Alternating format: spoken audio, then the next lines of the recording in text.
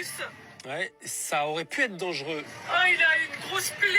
Et ce tir du chasseur à proximité immédiate des voitures interroge pour plusieurs raisons. Les consignes de sécurité ne semblent pas bien respectées. Le chasseur ne porte pas de gilet fluo. Son angle de tir était-il réglementaire et le sanglier représentait-il une menace? Avoue que tirer quand même au bord de la route comme ça, quand t'as des voitures qui passent, où il peut y avoir des enfants, tout ça à côté, c'est pas fou hein, quand même. Hein. Et je parle pas du fait que le mec il chasse, hein, ça c'est son problème. S'il veut chasser, il chasse. S'il veut pas chasser, il chasse pas. Chacun fait ce qu'il veut, en soi y a pas de souci. Mais ce que j'essaie de faire comprendre, c'est que le mec il est au bord de la route. Imaginons maintenant au moment où il tire. J'ai une bêtise, hein, mais il aurait glissé et la balle elle serait partie dans la personne dans la voiture. Que tu tires au bord de la route, s'il y a personne, bon, parce que la bête elle allait partir dans une ville ou elle allait partir justement au milieu de la route, bon, en vrai, je peux comprendre, tu comprends, mais enfin, non, c'est bizarre comme situation. Voilà, c'est une situation de ouf. Et ce que je me dis aussi, c'est que si j'avais été le chasseur, tu sais, je me serais fait la réflexion de ah ouais, attends, regarde, il y a des voitures qui passent, à tout moment, le sanglier va traverser, il va rentrer dans les voitures, etc. Alors qu'au final, bon, c'est peut-être pas si dangereux que ça.